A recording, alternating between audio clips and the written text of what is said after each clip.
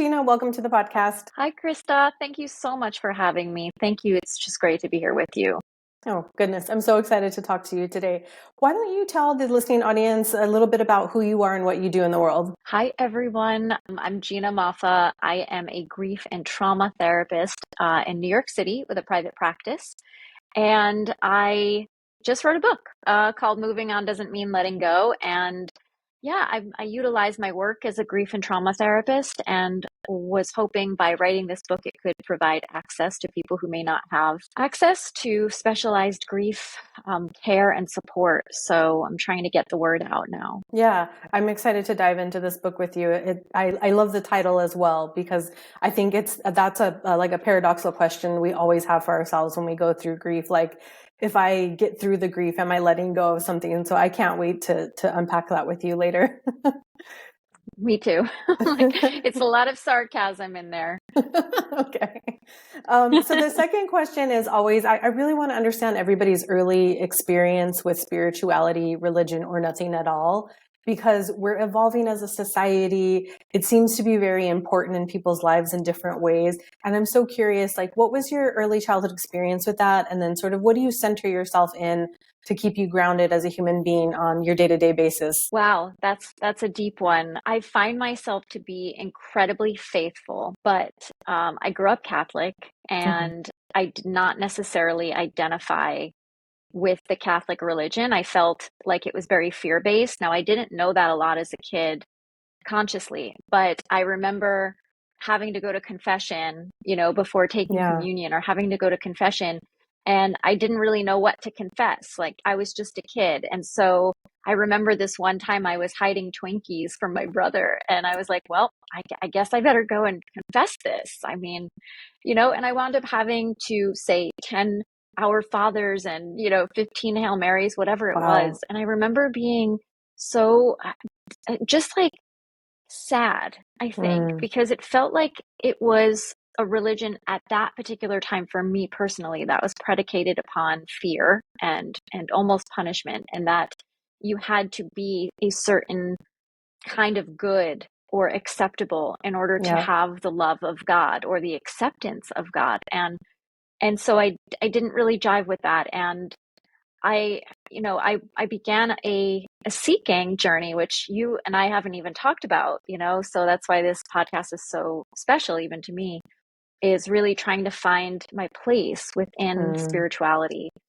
even as a kid, and always really seeking and believing there was so much more in the world. And yeah, I found myself in a lot of different religions and a lot of different pieces and parts that I've put together in my own life now. And I think where I stand now is really just the idea of being a good human, believing that there's something else out there, believing in the power of energy in all ways, and evolving in a lot of ways as best we can through our own lessons and inner work and healing. And gosh, I feel like I've tried every healing modality out there. and I'll still do it. So it came from a place of fear, and I believe now it's a place of inclusion and oneness. And when my mom died, I went to a psychic medium, and I remember my mother coming down saying she didn't understand. She apologized for not understanding my seeking peace and God outside of our religion.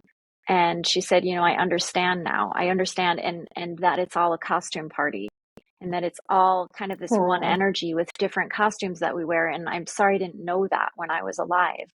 And it really solidified something that I believe, that it is all sort of a costume party, and we all show up in our different costumes sort of for the hope of the same sense of peace or acceptance or belonging, or evolution of our souls, all of that. So it's come a long way. Gosh, thank you for giving such a detailed explanation. I grew up Catholic as well.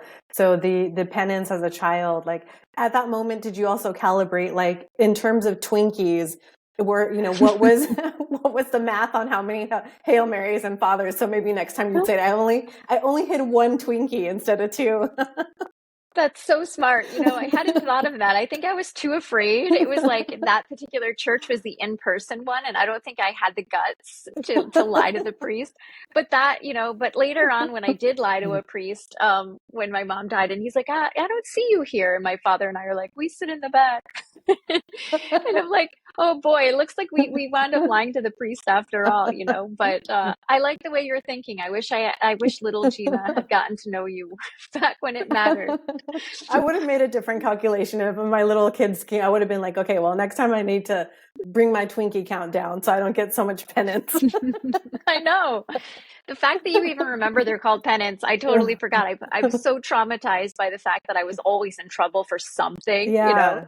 No, But and that's yeah, so definitely need to real. bring that Twinkie. Yeah, it's sad. Yeah, I for all of those same reasons, I moved away as well. Like the punitive God, the fear-based ideas, the purity culture for women, the forever trying to be good and never being good enough. Those things really fuck you up as a woman and as a child.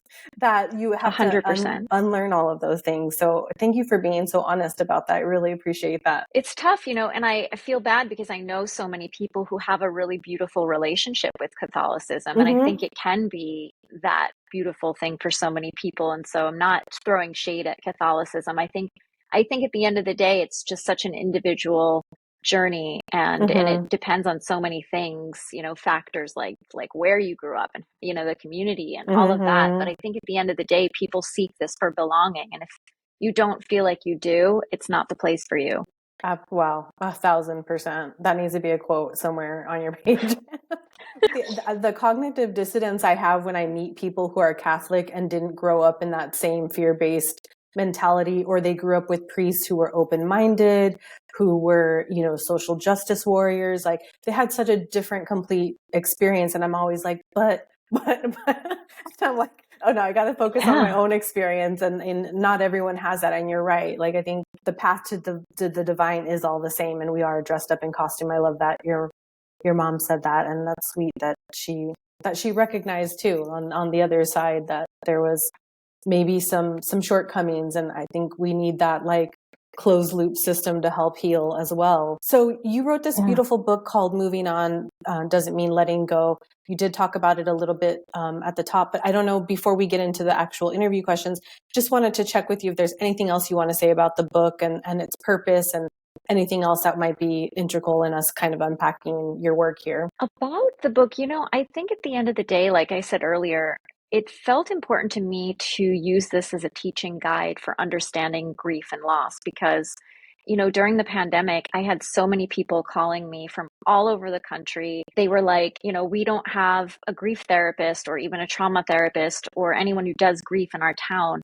Can we work with you? And number one, I'm licensed in New York, so I couldn't do it anyway, but I didn't have enough hours in the day, even here in New York. Yeah. And the amount of times that I heard, we just don't have access. We can't afford it. We can't, we can't find someone. The location isn't here. It really broke me. And I wanted to try to find a way to give back or, to have an experience within a book as much as I possibly could of having a therapy session or many of them, so that it could feel like you were getting the right kind of support and the right kind of information. And that went for more than just death losses. It went for, at the time, as you can remember, I mean, there was loss everywhere, loss of safety, loss of our health, loss of homes, jobs, livelihoods. There was loss of affection at that time. So much friendship loss. I mean, it was something that was so compounded, and a lot of people just didn't understand that this was their experience. And so one of my passions is really trying to get out there and show that grief is not just something that comes with death. It's not something that just older adults face, that we all have faced grief in our lives. And, and I would bet that people are grieving right now something that they wouldn't even have maybe thought of as grief at all. So So it felt really important to me to put this book out there in a way as a service of some kind, and showing up into a bigger conversation around loss, which I think we all really need, as it's kind of the biggest mental health burden right now. Oh my gosh. Yeah. You said so many important things there and you kind of stole my next question, but answered in Uh-oh. the same breath. So thank you. You're making I love it. this interview very easy here. I was going to ask you, like, grief isn't just death, right? It's multifaceted. It's multi-layered, and even grief of loss of identity. Like I had that one time. I fell down the corporate ladder and I thought I was my job and I wasn't. And going through that experience of losing my identity was like, for real, it was a real thing to have to navigate. Sure. And it's so interesting that you talk about that because it's not just death. And I think death is the big one because a lot of us don't like to live with the end in mind or even are afraid to confront our own mortality or the mortality of the people that live around us that are sort of in the aging process, or if there's something traumatic that happens in a quick tragic death or something like that. All of those things are really hard to confront. There is something that you talk about, which is called secondary trauma. And I don't know what you mean by this because I, just full disclosure, I haven't read your book, but I did want to understand what you mean by that when we talk about secondary trauma. With secondary trauma, I don't talk about that specifically in the book as much as secondary loss. But secondary trauma is something that we've all been experiencing as of late, especially for witnessing a lot of violence or really hard things to bear witness to as war is upon us. And so it is a way of being traumatized by something, or having your nervous system activated by something that you're not directly involved in. So it could be something you witness, it could be something that you hear. And I think that so many people are also walking around with secondary trauma these days, or even at different times in our history. But it is something that is a witnessing effect. It's not something that directly happens to you. Gotcha. Okay. Yeah. I wanted to understand the context of the secondary trauma, and great way to lead into my next question is we've been all going through a lot through the pandemic, through the collective wars that have been happening. Plus we have historical and generational trauma that gets passed on through our other people's lived experiences through trauma. And I wondered what advice do you have for people trying to navigate, and just, I think we're all feeling like a sense of overwhelm. Like there's just this general overwhelm of like, it's too much to see all the things all at once. And then we can't do anything about it, in my, sitting here right now. Like I can donate money, I can go overseas. There are some real things, tangible things I can do. But if I can't move myself in those directions, I think there's like a huge level of helplessness. So what advice do you have for anyone that's sort of experiencing that in this time and place? I think a lot of people are experiencing it, including an experience of guilt, because of that sense of helplessness. I think that, it's really hard to avoid, or actually for some people, maybe it's too easy to avoid it. But if you care about the world, it's hard to avoid all of the heartbreak, all of the death, all of the suffering.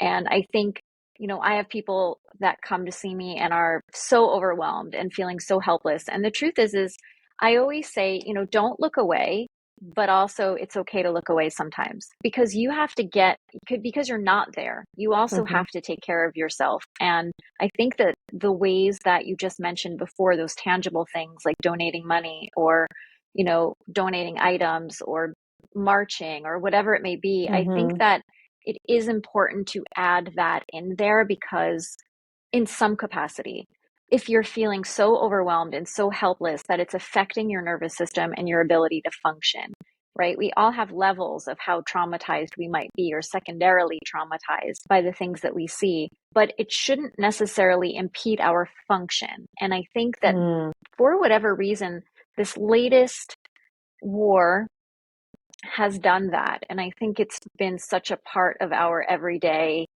existence right now since October that there's a lot of sense of exhaustion, of helplessness because we're doing whatever we can and nothing is changing or stopping.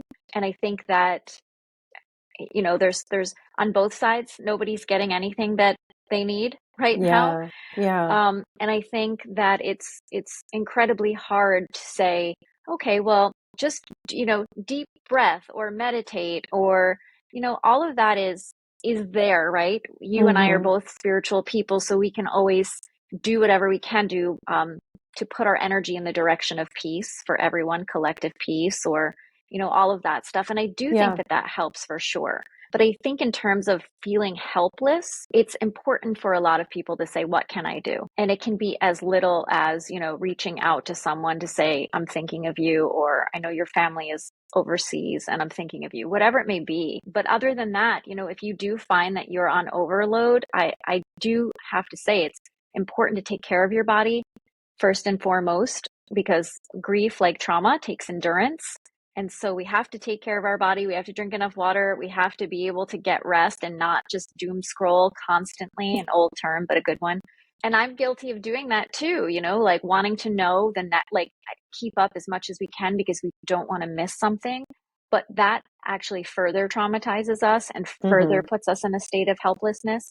So it's important to stay as informed as we can stay. And it's important to not look away from the suffering. And at the same time, it's important to take care of your body, and it's okay to distract yourself for a little while, and it's okay to take care of yourself and look away for a little while. It's a hard question to answer because there's so much helplessness, and for whatever reason, it feels like we're upping the ante with social media all the time, with calls to reach out and perform and do. And for those who can't or are, or do but still feel powerless, there's just an increase in anxiety and depression. And I just think that that's not helping anybody. So coming together and being able to talk to other people about it is going to be important too.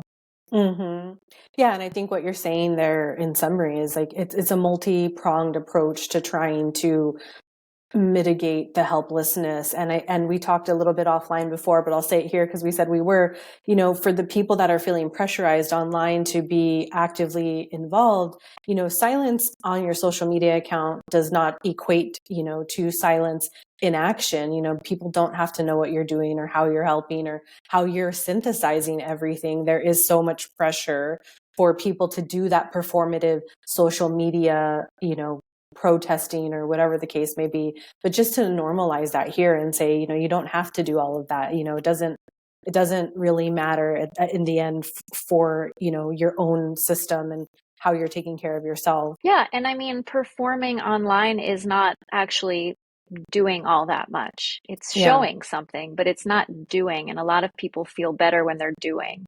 Because even, I have clients who are posting things online all the time and, and I'm saying, does that make you feel better? And the answer is no. I still feel helpless. Right. And so all of that to say is that if you're not posting or you're not able to, take it easy, because exactly what you just said is so powerful. I think the other thing too, and I know you're familiar with parts work, internal family systems. I know that I have this part that if I see a thing, if I have to see a thing, I feel like I have to do a thing. And that's been a constant struggle in my life in not intervening in certain things. And so that part really gets activated in when there is collective, I would say, upheaval, and doesn't necessarily even have to be a war or anything. Like if there is, something happening with women or, like people of color, like that part gets so activated in me. I'm always like, I always have to tell that part, like, girl, calm down. We're going to be okay. And I have to have a talk with myself to be like, yes, we can see the thing, like, and really think about like, what are the things we can do right now? Is there anything we can do? Number one. And then what action can we take? And like, how can I calm that part of myself down? So because my nervous system just goes, like it goes all crazy. I know. So I know that's a lot of us though. Yeah. And I was going to say, this is one of the topics that it's almost just funny that this is my edge, because this is the part where I actually need support too. And, because I am so deeply affected by collective suffering and loss. And I think it is, maybe it's the quality of people who just care about other humans, like on a visceral level. And so it can be so, I mean, it can be debilitating at times, and that's me really sharing a vulnerability here, even as a grief and trauma therapist, that some of the things that, I would tell other people, I try to tell myself, and sometimes it helps and sometimes it doesn't. But I think one of the blessings and the curses of being someone, or, for all of your listeners and for you, of being somebody who cares deeply and has, very visceral types of empathy, is that there's almost no solution to mitigate the effects of collective suffering because we can feel it in our bones. Mm. And I think it's really painful. And I've really struggled myself a lot over the past year and a half with a lot of things. Mhm. Well, maybe 5 years, maybe more. Just watching, kind of watching society's humanity in a lot of ways sort of snowball downhill and really wonder what has happened to us. Like, are we okay? I mean, I know the answer to that, but I think, I'm sharing that with you because it's a really hard time for us all. And I think however we can get through is where the wisdom is, whatever works. Mhm. Well, gosh, I thank love you. that you talk to yourself. I do. Love I'm that. talking to all my parts all the time. I And love it. thank you for sharing that vulnerability and and being honest about that struggle as well. And what you talked about is having this deep well of empathy, and also just being sensitive to, like, if you're doing any type of personal development, internal healing, like anyone who goes along this path to ask the question, like, how can I be a better human being? And then you go on this path and you're like, okay, I'm a better human being, but like the world is still trash. Like, what is happening? I know. It is, and it feels just like it's gotten so dark, and that so many of us are hopefully being called to be more light, but it can be Yes. very hard to not join that darkness because it's enraging to watch Mm-hmm. injustice, right? Like Mm-hmm. it's powerless, and the powerlessness almost turns to rage. And then at the end Yes. of the day, it's kind of like, oh, well, then am I any better? Right. Am I any better? I don't know. I don't have the answer to that because that's me and my humanity. But Mm-hmm. it's definitely a very unique time in our lives, in Mm-hmm. our history here. Yeah. And these are the times you almost have nothing. Yeah. And I always wonder too, like, were we ever at a point as a collective, because now we're so connected through globalization and even social media, but like, were we ever at a point, whether it was in small communities or large communities, did we really understand like shared humanity? I feel like that's the crux of everything, this othering, this constant othering, and this like, losing our memory of our shared humanity is, I think, just at the root of so many things, not just wars, but the way we connect with each other, the way we have relationships with people, the Yes, toxic individualism that has taken over our culture really badly. I don't 100%. know if you have the answer to that question, but I just wonder, like, where is our shared humanity? Like, are we getting closer to remembering our shared humanity? Oh boy, I wish I had the answer to that. But what I can say is that, what I do know about humanity is that we can't get to that place unless we can all see the same truth. And Yes.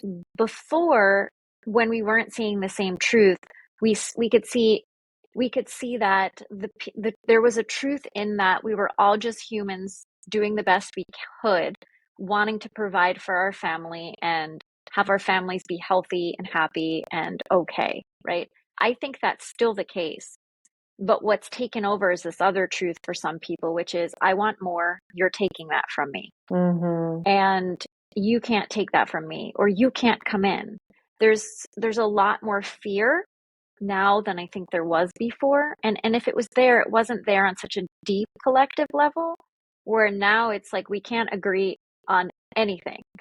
Everything Yeah. becomes divided, everything becomes a you're wrong and I'm right, and everyone's a keyboard warrior, and so I think at the end of the day, if we could try again to Yeah. remember and pare ourselves down to our bare elements of just we're just these humans on a random little planet in this huge expansive universe that we don't even understand or could even fathom how large it is or what's in it. And so, I fear for us in some ways, but I would love to find a way for us to all get to the same truth again one day. Mm-hmm. That's so profound that you said that. And in some ways, it's like you could make this analogous to, a couple's relationship that got fractured in some way. And how do you trust each other again? And how do you repair what's been damaged? And I think, like, as a collective, I think that's what we need to start doing, so that so that we don't lose hope and that we turn this crazy ship around. Because right now, we do have enough resources. There is enough to go around for everyone, but that may not be true if we continue on this pathway forward. But I'll leave it there. I don't want to go too much more into that because I really want to talk to you about grief. We could talk about this all day. I know, but thank you so much for going on that riff with me. I think with grief, so full disclosure for people have heard me say this on the podcast. So for me, my first real deep experience with grief was I had two family members who committed suicide, and that sent me into, as my brother and my nephew, really close to each other back to back. And that sent me on sort of like this really interesting navigation of trying to understand my grief that then took me on to like a path of like what's on the other side and like what's waiting for me when I die. So I want to talk about grief and death together just because this is a big one. But for you, what are like some of the main areas of grief related to actual death with people that you would want people to know about and how they navigate that might help them if they're experiencing that right now? One of the things, what you talk about is traumatic loss. Mm-hmm. And, the sudden unexpected losses do propel us into a sense of where do they go, right? Mm-hmm. And especially if you grew up Catholic, there's even deeper fear in that. Yes. Yeah. And so I think, what I always say is like the type of loss does matter and the relationship to the loss matters. Mm-hmm. And being graceful with ourselves in that we don't know how to grieve. We've never been taught how to grieve. No. And so, kind of the losses that you experience are not only traumatic, but there's a lot of Like stigma shame too. attached. Yeah. And so when you have that sort of experience and the community has judgment and they sort of deem what's worthy, that's disenfranchised grief. And which I talk about in my book also, it can really stunt and complicate the grieving process. Mm-hmm. So I talk about trauma in my book, which is sort of unique to grief books because it felt important to me as also a trauma therapist to talk about kind of how our nervous system gets played, right? So just imagine that, our brains have an understanding of like our person as there and predictable, and we know where to find them and how to find them. And then one day they're just gone. And Mm. it seems like it could be easy, right? We can just say, but they're not here anymore. But our brain doesn't really know how to do that yet. It Mm. takes a lot of time for it to process and our nervous system to process where they are and how we both let them go and be okay with knowing that they're not in that predictable place anymore, but also at the same time try to form a new attachment to them wherever they are. Right. And so it really can complicate this, which is kind of why I'm like, why are we not teaching people about grief and how much of it lies in our body and within our nervous systems and within our brains? And this can happen with obviously other losses, right? As soon as, or I don't mean other losses, but I mean non-traumatic losses, quote Mm-hmm. unquote, as in non-sudden and, more expected. But even there, I talk about this in the book is that, depending on your mental health history, Mm-hmm. whether or not you have anxiety in your life, whether or not, the age that you had a loss, the relationship to your loss, and whether or not you have good or poor coping skills, because let's face it, some of us aren't born with great coping skills. A loss of any kind through death can be traumatizing to you. And Mm-hmm. so if you're somebody who's gone through a loss and you're like, I just can't get over it, I just can't move on, I can't move forward, I can't process this, I can't accept that this is the case. This is where I say this is trauma. This is Mm. trauma replaying itself again and again and again in Mm-hmm. your mind. And please be patient. And please know that if you're just talking to some friends or you're talking to your family about it, it's not going to be enough. That I want you to Right. do some more physical somatic things or energy healings or whatever it may be that works for you. I talk about it a lot on my Instagram page, other ways of healing. But, obviously I'm a therapist, so I'm a champion of talk therapy. But my big caveat is we don't do it alone. I can't Mm-hmm. just say that grief happens from the neck up. Best of luck to Right. you. Your grief is being synthesized and digested within your body. And Mm-hmm. so, when you're in a state of trauma and loss, it's going to be really important to focus a lot of the attention on your body. Like I said earlier, are you drinking enough water? Are you getting rest? How are you processing information? Are you ruminating? Are you magical thinking, saying, well, if I just did this, but if I only did that, if I only saw this, if I only knew this ahead of time, and you spend more time on that, you're going to prolong and complicate this process for yourself because you're staying in a state of keeping it all in your head, number Right. one, and you're trying to process something that will never have an answer.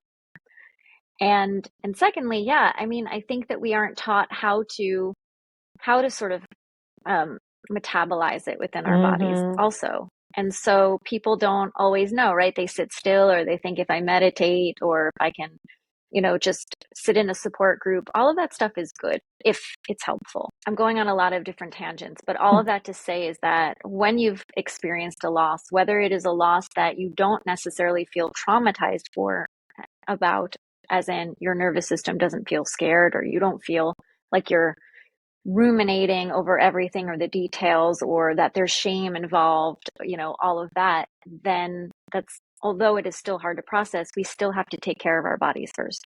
Yet both you and society expect you to feel better immediately. Yeah. And it's just not how it goes. Grief is messy. It's non-linear. It does not have 5 stages. It can come up even years after a loss occurs. You could be feeling grief for the first time 20 years later. I had somebody come, who lost her mom, who never grieved her mother. And Oh. that's all very, very normal because grief sits in our bodies and Mm-hmm. within our nervous systems, and anything can trigger it and bring it back up because our brain has a relationship and an imprint to something that Mm-hmm. happened before. Mm-hmm. And so if we could expel these grief myths and say, you're not back to square one if on an anniversary or on a holiday or on any day of meaning you feel worse, or your body is saying, ooh, something's off. What could it be? Oh, look at the calendar. You're not back to square one. And a lot of people say, on that first year, I thought I was going to feel better. Everyone said the first year is the toughest. It's not actually. It's much harder after the first year because the first year is a blur. We're experiencing brain fog and memory loss and a lot of physical symptoms. And we don't know that, right? So we just think that we're doing what we can do, but we also have people there supporting us that first year. And after Yeah. that, a lot of people sort of back away and think that you're okay. It's like this invisible time limit to grief that Mm-hmm. society came up with. Like, hey, are you done yet? You better be, And so it's complicated and it's simple, Mm-hmm. You feel what you feel as long as you need to feel it. If it feels complicated, if it feels like you feel quote unquote stuck, which a lot of people say sometimes, this is when it's more traumatizing, right? And let's work on therapeutic tools that will be more helpful to you and your body. So I've given you a very long-winded answer. Very long. I mean, you said all the things. You said so many important things there that I think, the big one is the getting stuck. I was mentally highlighting that one too, is because I think there is so much shame and so much like pressure to get over things, number one. So when people are dealing with grief and they get into that getting stuck, or, getting stuck in those thoughts or those feelings, or even, then depression starts to set in. I think it's so interesting that we feel so much pressure from the outside world to just get over it. And what you said back there too about it was so important. I'm going to paraphrase and not do it as much justice as you did, but you said like, we have to think about literally where they went, and that mental load is really confusing and hard. But then there's the actual neural pathways of our own mind that are literally trying to like geolocate our person. And that's Yeah. really, really difficult I've never heard it explained that way. And I really appreciate that that's how you said it, because it's so true. Like having to create a new neural pathway that says this person is not physically here, they're somewhere else. And like discerning where that somewhere else is for you, and that relationship with them afterwards is such a huge, huge like hill to climb. And it's no joke. It's so true. But I think understanding it, right? This is research I didn't do. Mary Frances O'Connor, who wrote The Grieving Brain, it's all in this book too, Mm-hmm. which is such a groundbreaking new way of looking at grief, because so many of us are like, what is happening to me? Mm-hmm. Why this? Or why can't I get through that? A lot of it is not, I wouldn't say a lot of it is not emotional. A lot of it is emotional, but if we have the mind, body, and spirit together, I would say the mind is the least helpful out of any of them. and that it's our nervous system for the most part, that our brains and our nervous system, that in our body, we get inflammation after loss. People get brokenhearted syndrome. There's so much that physiologically happens through our brain. We have 12 systems in our body, so it's all attached to that. And so it's nearly impossible for us to get over something like this. And exactly what you're saying, which is like, yeah, we have these new neural pathways. Like, who knew? Who knew we were doing all of this stuff, right? It's like society's like, best of luck to you. You get 3 days bereavement leave. See you soon. And nobody, if anyone really understood, what is really happening to our bodies during this time, it would be like, you're having spinal surgery and you're coming right back to work. Oh, right. That's strange. You should take weeks off, all of that. But it's I think what feels promising is that the grief field is really modernizing, and we're beginning to understand more about what happens in our entire system. And I think once we have that information, I'm in the camp of like, the more I know. Yes. If I know something, I can take steps towards, helping myself, or I can take steps towards finding the right help. But if I don't know what I'm experiencing, that's when the depression and anxiety sets in and becomes its own footprint. And then I need medication, and then people think I'm just depressed. And really, it's my body and my brain trying to process an unimaginable experience. And I just wish that more people understood this, and I'm trying to. Yeah. And you said something, you keep coming back to it, and I just really want to underline it, is grief. There is no final destination with grief. Like you said, it can appear at the beginning, the middle, and into the future for as long as it needs to be there. My first experience with loss, I had such a delayed response, and I was judging myself for it. It took me like 6-7 months before the loss of my youngest brother, who committed suicide, where I somehow, it was like my brain never caught up, or like my brain and heart were not caught up with each other. Like intellectually, I knew he was gone and he left. And then like my heart caught up, like, 7 months later. And that was just so hard to deal with. And moving through that grief at different times. So I love that you said that, because I think it's so important if we're going to talk about normalizing grief and also removing any stigmas or shame around it. I think recognizing that it's with us forever, and that's not necessarily a bad thing, right? Absolutely not. It's funny because I work with a lot of younger people, and they're like, when am I going to feel better? And I'm like, ooh, should I tell them now or later? you know, it will be less intense and more intense. And depending on what's going on in your life, you could be walking down the street and you get a whiff of a smell of someone's perfume, or you see someone that Yeah. looks like your brother, or a voice, anything can bring that right back up, and you are right back in that grief experience. And again, like I said before, it doesn't mean you're back to square one. It means it's grief, and that it Yes. is our constant traveling companion for the rest of our lives.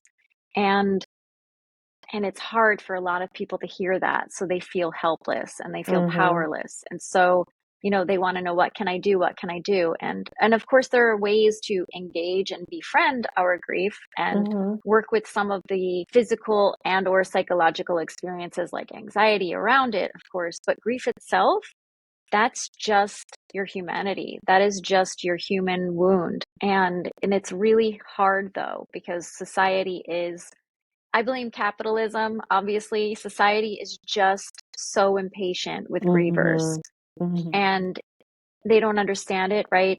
It's like an invisible illness to them. And yet it is just the human condition. I mean, tell me one person that will be on the face of this earth and not have grief or loss. Yeah. And no one is immune. no one is immune, but it is the least understood, talked about, granted permission. It's the mental health burden, I would say, is the least amount of patience from society and communities. And when you said earlier, I was so frustrated with myself, I was impatient, and my question to you is, where did you learn that? Society, because society says, get over this now. There was a cultural norm of like, the 3 days grieving and move on with your life. Yeah. And we look all around the world and it's like there's different cultural patterns and traditions and rituals that other people have that feel like they're just not based around time and productivity. And then you go to the West and here we are like, all right, we got to get back to it. We got to clean out the closet and get rid of their things. And, and it's like, and for what? To make space and to have an empty closet that you can walk past and feel sad about every time you walk past. I mean, it's kind of like, to me, like, where are we going? Where are we going when we're not befriending or engaging or having tenderness with our loss? Where are we really headed? That's so important. Yeah. Well, and recognizing too that when people are in those stages of grief, that again, because probably the work is not so robust and a lot of people don't want to engage in understanding their own grief, but holding on to the clothes or the voicemail. And like for me, I still have my brother's phone number in my phone book. I'm not going to erase it because that's a tool for coping with my own grief. I don't see it as something negative. Maybe you can tell me as a therapist, but like, I don't. I see that as a way to allow my grief to have legs and to be integrated into my system in a healthy way. And people on the outside looking in think the clothes or the pictures or whatever that, there has to be some equanimity in how we interact with the tangible things that remind us of the people that we love that are no longer with us, right? 100%. Yeah. I have an entire chapter on how we can honor our loved ones, and carrying them forward with us. And I think, it's very individual, but what I always say is no one's going to understand loss until they've gone through it. No one will understand our loss quite like we will because it's our individual loss. Yes. And so it's kind of like, well, when you lose your person and you have your individual rituals and you have your way of carrying them forward, I will respect that because it's your process and your relationship, and your loss is the most important loss for you. Just as yours is and just as mine is. And I think once we get into that comparison of like other people saying maybe you shouldn't do that, it's like, well, but really, who are you? And how is that your business? Because that's super dangerous. Yeah, it is. And at the same time, it's like we have to teach people how to be supportive to grievers. And we don't have patience, we don't have presence, and those are the two things that both grievers and society needs around loss. And how can we show up for ourselves if people are showing us that we shouldn't be showing up for ourselves?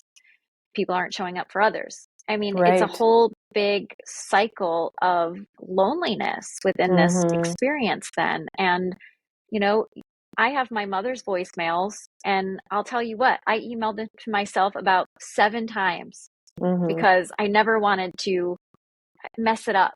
I want to make sure that I can get to all 4 of them at some point in my life, no matter what is happening, and like use different email addresses because I never want to risk not being able to hear her voice again because that alone is such a gift, but it is really, it's hard for people to understand our rituals and what we need to do and how we have to honor our people. And I say, do it anyway. You have a ritual, you have a tradition, you want to create a new one, honor in any way that feels important to you, and do your best to stay strong, and in terms of not allowing that judgment or any outside opinions really affect you in any way, because no one will ever understand like you do. Yeah. Gosh, thank you so much for saying that. I know that's going to really help somebody listening or watching. We're going to take a hard left turn because we're getting towards the end, and I really wanted to ask you this question. It is still in the grief theme here, but I wanted to sort of pick your brain about grief in relationships. So losing friendships, losing partnerships, losing business partnerships and things like that. I also think this is an area that we don't talk enough about it. There's a lot of shame around it if you aren't friends with your best friend anymore, or even when you go through a breakup that really catastrophizes you in some way in the beginning, and it's hard to dig yourself out of that. I wondered what you had to say about just being relational beings and how we navigate, relational grief with each other and ourselves when things end. I don't know what you have to say about it, but I'm interested to hear. I have so much to say about it. No, it's funny because I'm working on something called When Things End right now, and you just said it. It's actually the title of a little project I'm working on. But my second book is specifically about friendship loss.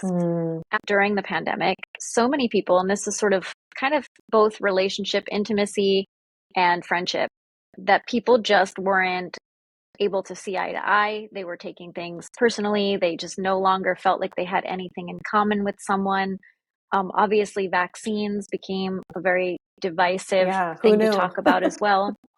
I got nothing for you there, but it became a time where relational dynamics were really highlighted. People were stuck together, and then people were also prioritizing their lives and prioritizing their circles. If just in general, do I want these people in my life anymore? If my life is scarce potentially, right? If I don't know if I can catch this disease, and I'm talking very early on in the pandemic, that because it's an equal opportunity disease and I could die because other young people are dying, who do I want in my life? Like, what matters? Where do we have our meaning? What feels fulfilling?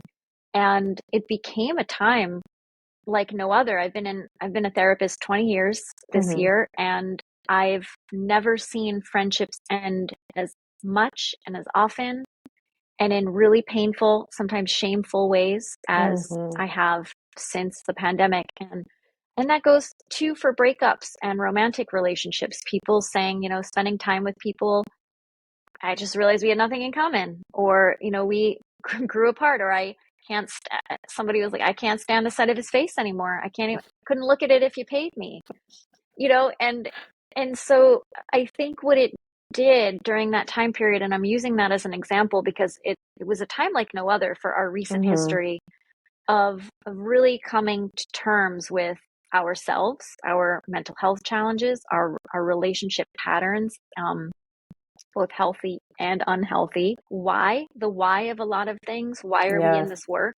Why are we in this relationship? Why are we married? Why are we looking to be married? Why are we friends with these people? Some of the people we had in our lives, I've heard, I would hear is like, they were just the people I went out with.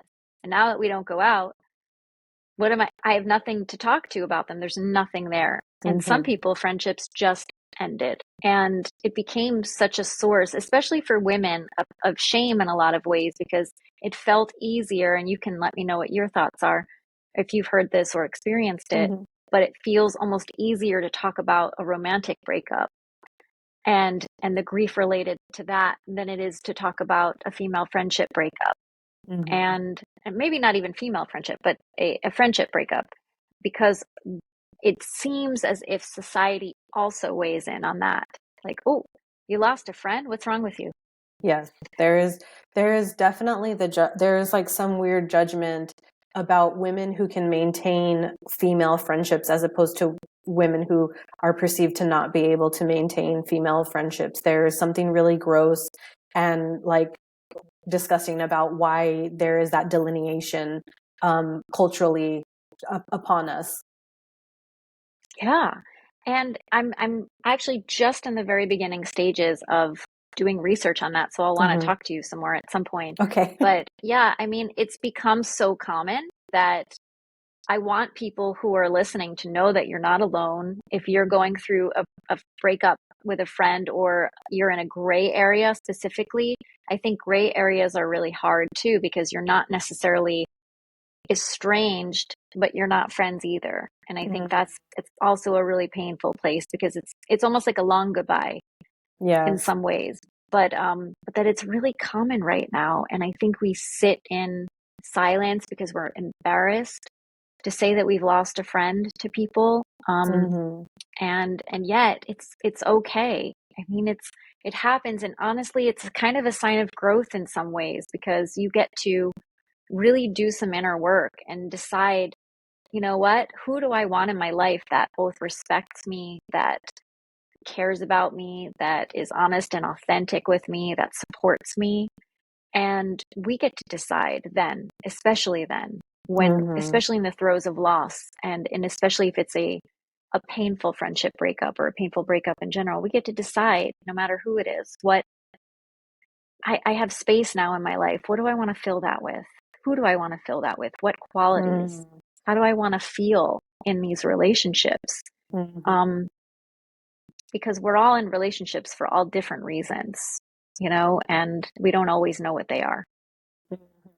Gosh, yeah, you said so many important things back there. And it is interesting how the pandemic, we sort of had this existential crisis about everything. There was this collective awakening that happened in all of us, that where we really took a long, hard look at all of our priorities across the landscape of our lives. And one of those was friendships. I definitely lost friendships in the in the pandemic during the Black Lives Matter, friends that I've been friends with forever that, for some reason, couldn't really understand where I was coming from. And that was really painful. And it's just interesting how I think for me, having lost friendships in the past, there is that shame for sure, and not wanting to be honest with the people in my ecosystem about what happened, because what would it say about me? I mean, that's a real thing, and trying to, you know, Yeah. try to be honest about it, and also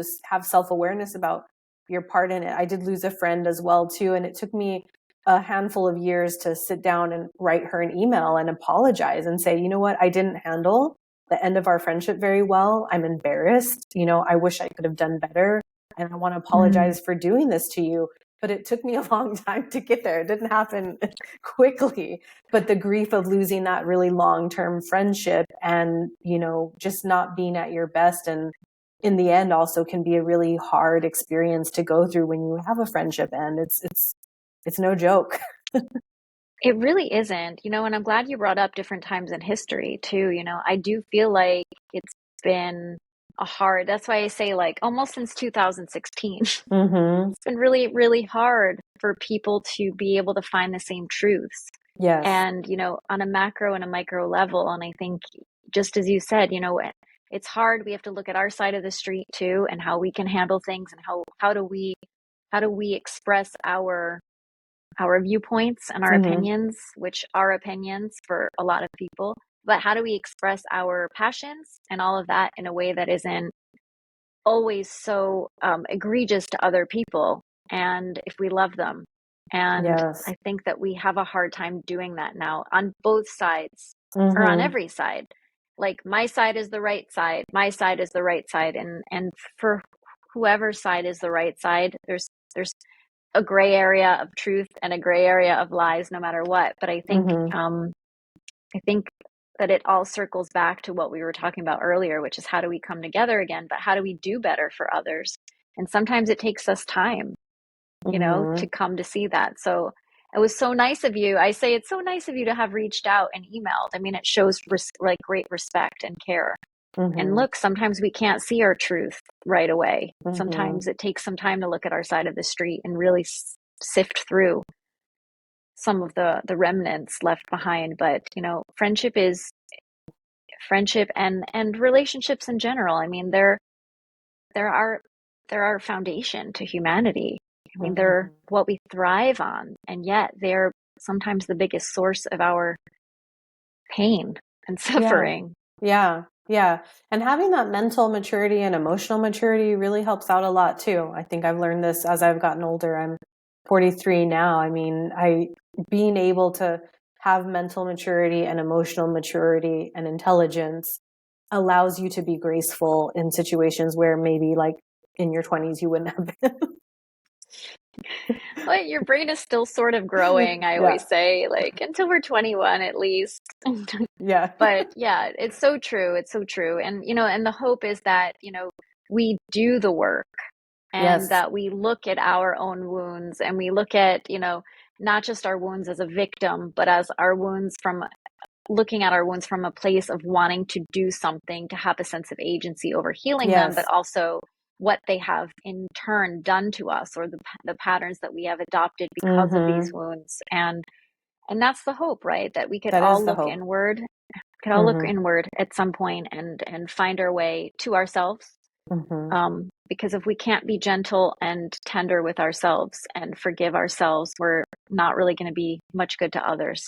No, no, yeah. And I think also too, we'll wrap it up here if you have anything else to say, but when we have those breaks in our friendships and we have the self-awareness, I know I'll just speak for myself, but like also recognizing that like, I want to do better next time, like whatever the friendship is, whoever it is that enters my life, I absolutely want to do better next time, you know, and I have this experience, even though it didn't end the way I would have liked, I have better understanding and wisdom to take into this next friendship.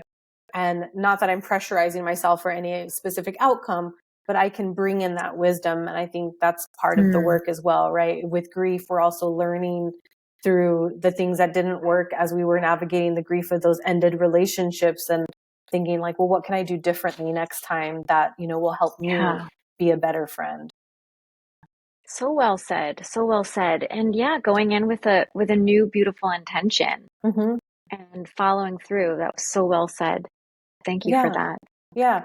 So we'll end here. I want you to give you some space here to tell everyone where they can connect with you, where they can grab your book, all your social media handles. We'll put it in the show notes, but anything you're offering right now, you know, this is just your space to say all things Gina.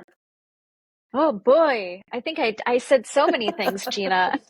I'm like, did she stop talking for a second? Yeah. So I do want to say though that I wrote, because I wanted to say this earlier, that I wrote my book, Moving On Doesn't Mean Letting Go, as an answer to the people who say, you've got to move on, you've got to let go. And the truth is that everyone who means something to us, we carry with us in some way, even when it ends horribly, even when it ends in a sad, a sad way, that they're with us still in some way, that people have the capacity to touch each other's lives as humans. And we don't just let that go, and even if we move on, like always society wants us to do, move on, move on, move on, that it doesn't necessarily mean we have to let go. So I wanted to just say that because my book, I'm looking at my book here, because my book title is a snarky response to society, and that we need each other. So but yes, I do have so many things coming up. I've just launched, or I'm about to launch, by the end of January, a new coaching expansion into coaching, group coaching, individual coaching, because I really just feel a little bit like I need to expand in some ways. And so that will be on a new website, which I will talk about on my Instagram page at Gina Moffa, LCSW. So if you're interested in all things grief and or trauma, please say hello there. That would be wonderful. I have a sneak peek of my book, at least 2 chapters, on my website at ginamoffa.com. And I will be also doing a book club with it. And so that will be coming up in April, I believe. So if you want to just stay tuned, that would be wonderful, and stay in touch. And if you have questions or comments or anything, I'd love to hear from you personally, because grief needs community. And so I'd like to be that. Yeah, beautiful. And I always end the podcast on a high note, not that we've been on any low notes here, and just ask you, like, what 3 things are you grateful for this week, this month, like this year, anything that's sort of in your heart chakra today? Well, one of them is what we talked about earlier. I'm grateful that the people outside my window are not drilling as I talk to you right now, even though I'm watching them. So I'm grateful that we had a beautiful, quiet conversation here together. And, I'm incredibly grateful for the opportunity to have met so many wonderful people because of this book. It was something I wrote thinking I was going to give other people access to new things. But to be honest, it brought me close to a lot of new people. And I'm so grateful for that, honestly. And there's got to be 3 things, huh? There's so many things, Krista. There's so many things. I'm also grateful for you having me and for your patience with me, with being sick and all of that. I'm grateful that we have the ability to be passionate about the world and care about the world, and to come together and try very hard to do good things and spread caring and hope and love, if anything. So I'm grateful that you're in this with me. I am in it, girl, and I've got your back. I got yours too. We're new friends. We're new friends. Thank you so much for coming and doing this interview with me. You had so many wonderful things to say. I know my listening audience and YouTube subscribers are just going to eat it up, and it's wonderful. So thank you, thank you, thank you. That's so kind. Krista, thank you. And thank you for what you're doing. We need more of you in the world. So let's get you up. Let's lift you up. Thank you.